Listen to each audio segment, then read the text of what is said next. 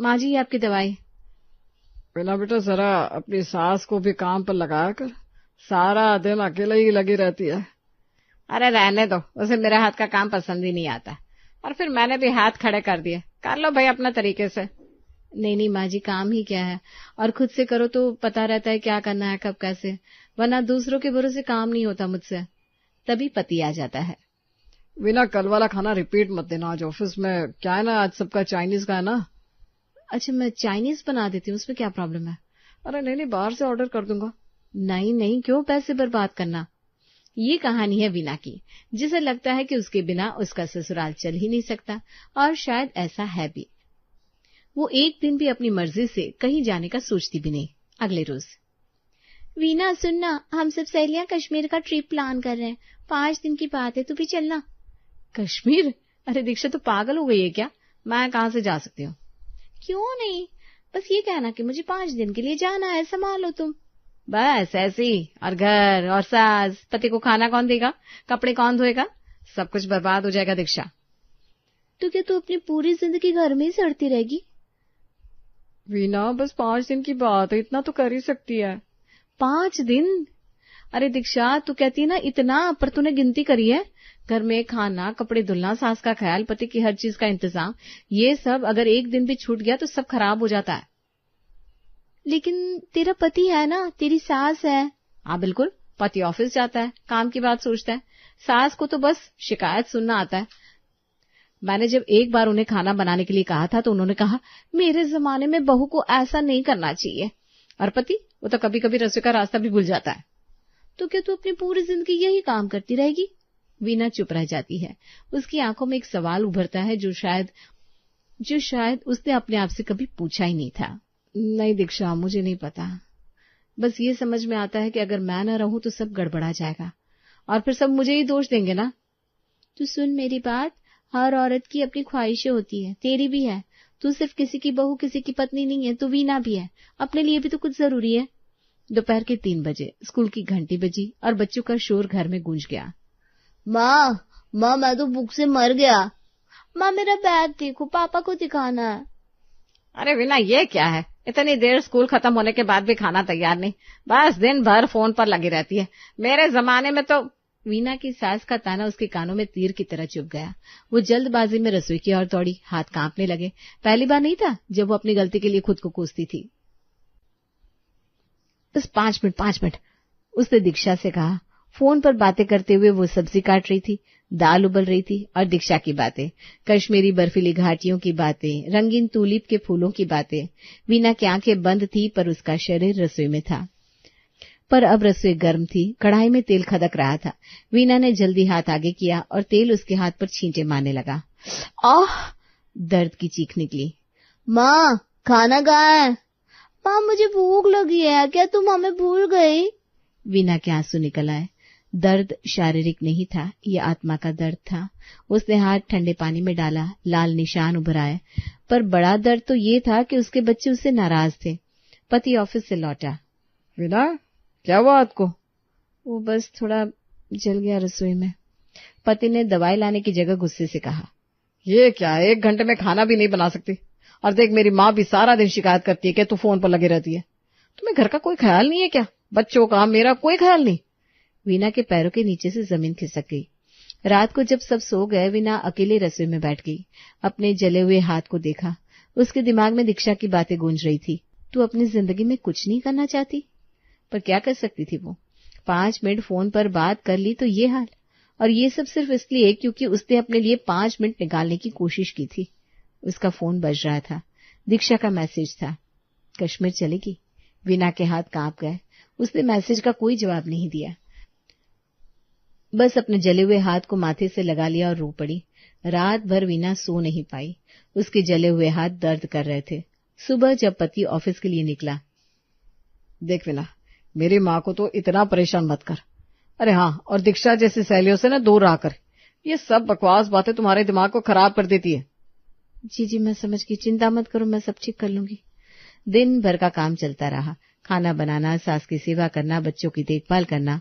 शाम को जब सब खाना खा चुके, वीना अकेली बैठी थी। उसने अपने फोन में जाकर धीरे से दीक्षा का नंबर ब्लॉक कर दिया।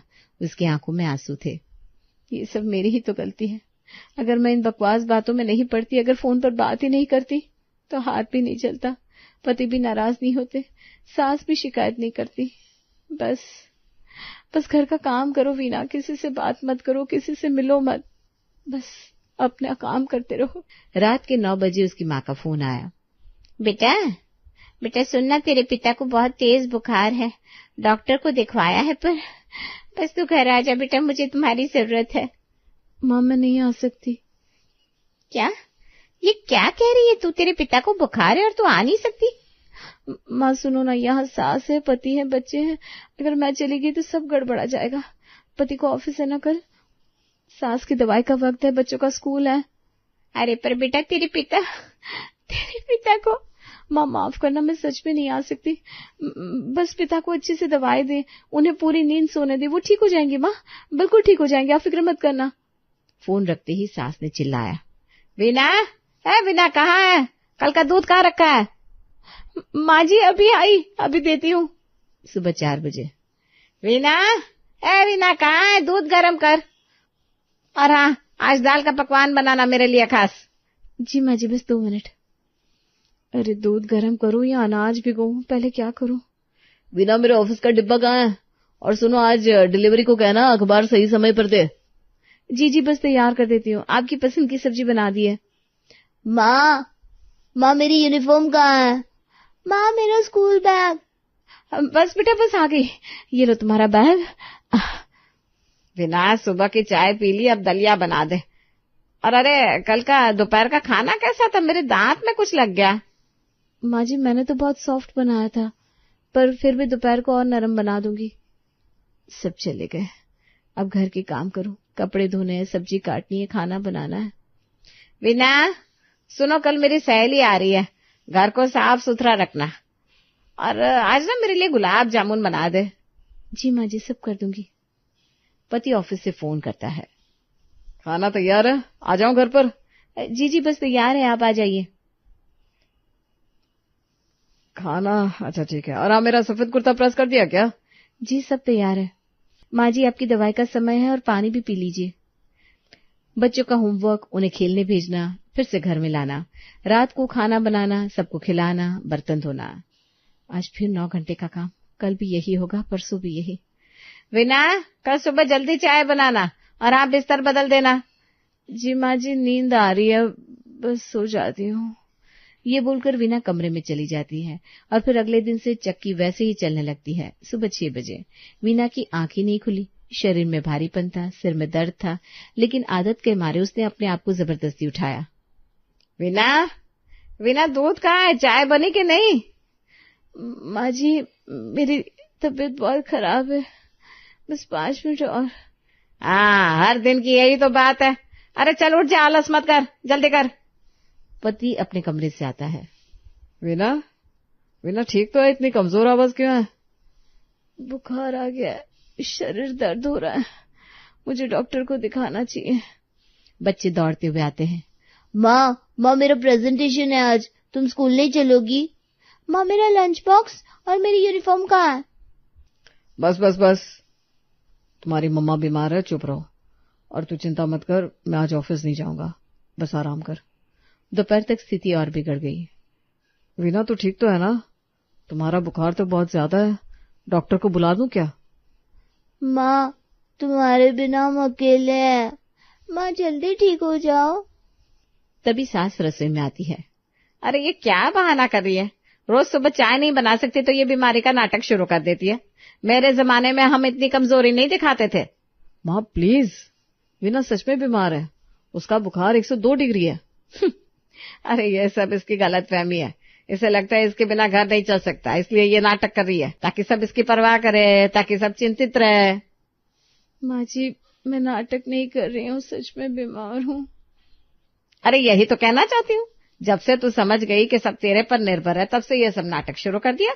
घर मेरे बिना नहीं चल सकता, सब मेरी देखभाल करते हैं, ये सब इसको दिमाग में घुस गया है, इसलिए ये सब बहाने बनाती है। पति सास की बातें सुन रहा था। माँ तुम गलत कह रही हो, वीना सच में।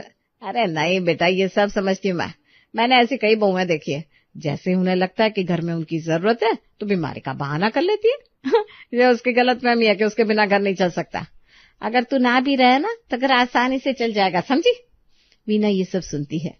वीना के आंसू तकिए पर बह गए। उसका शरीर कांप रहा था, न सिर्फ बुखार से बल्कि इस बात से कि उसकी सेवा को, उसकी कोशिश को किसी ने समझा ही नहीं, बल्कि उसे नाटकबाजी कहा गया।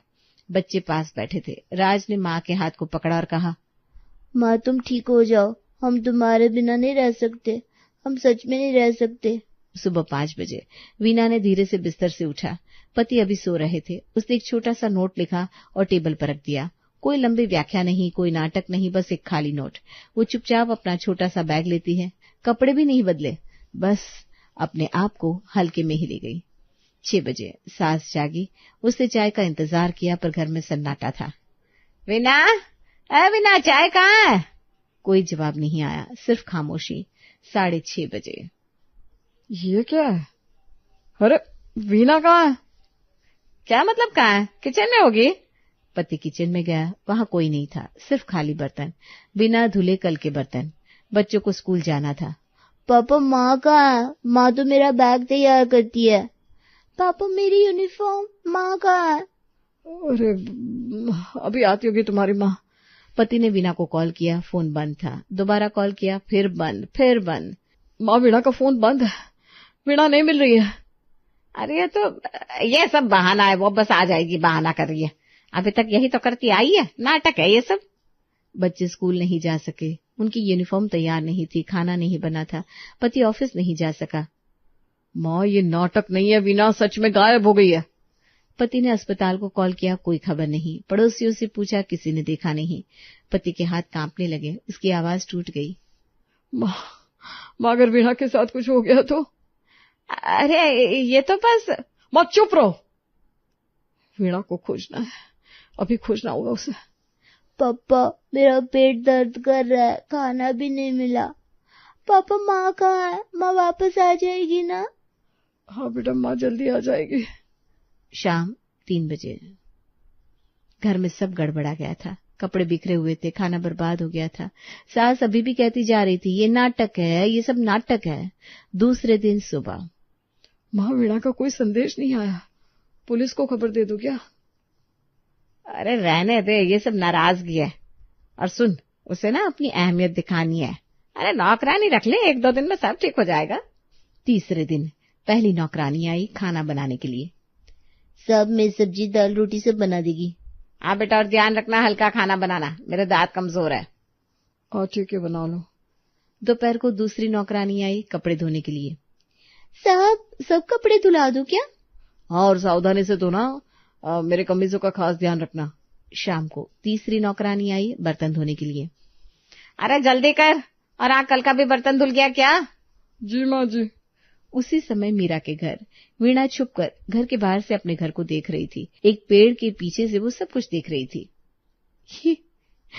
ये क्या हो रहा है? मेरे बिना तो इस घर का कोई काम नहीं रुक रहा। चौथे दिन सुबह वीणा फिर से अपने घर के सामने खड़ी थी, दूर से सब देख रही थी। चौथी नौकरानी आई बच्चों के लिए ट्यूशन और सास ससुर को पार्क में चक्कर लगवाने के लिए। साहब मैं इन बच्चों को पढ़ा दूं क्यों? ठीक है, पर ध्यान रहे, सब कुछ सही तरीके से समझा देना। साहब चिंता मत करो, मैं बहुत पढ़ी लिखी हूँ, वो तो घर की मजबूरी के लिए काम करती हूँ। वीणा छुपी हुई थी। सब कुछ कर रही है नौकरानियां, और मैं क्या थी? 5वें दिन एक और नौकरानी भी आ गई, सास के लिए खास दूध लाने के लिए। अरे सब काम हो जा रहा है ना, कोई परेशानी नहीं। वीणा तो बस नाटक कर रही थी, उसके बिना सब ठीक ही तो चल रहा है। अब तो धीरे धीरे पति और बच्चे भी अपने अपने काम में लग जाते हैं। घर के बाहर वीणा घर के बाहर की दीवार के पास बैठ गई। उसके हाथ कांप रहे थे, उसका दिल टूट रहा था। तो मैं सिर्फ एक नौकरानी थी, बस एक नौकरानी, जिसे नई नौकरानी से रिप्लेस कर दिया गया। मैंने अपने सारे सपने मारे, अपनी खुशियां मारी, अपने मायके को नहीं पूछा, उन्हें चोट पहुंचाई, और ये नौकरानी वो सब कर रही है, वो सब। छठे दिन की शाम वीणा घर की खिड़की के पास खड़ी थी। नौकरानियां अपना काम कर रही थी, सब कुछ व्यवस्थित था, सब कुछ सही था, पर घर खाली था। अचानक सास की आवाज सुनाई दी। अरे सुनना, वीणा तो चली गई, अब क्या करेगा, अकेला रहेगा क्या? माँ मुझे कुछ नहीं पता। अरे एक काम कर, दूसरी शादी कर ले, कोई और लड़की ला दे, शायद वो बेहतर हो। और ये वीणा, इसे तो भूल ही जा। वीणा की सांस रुक गई। दूसरी शादी? माँ अब ठीक है, अगर तुम चाहती हो तो ठीक है। सुबह 7 बजे वीणा घर का दरवाजा खोलकर अंदर आई। चुपचाप, कुछ नहीं बोली।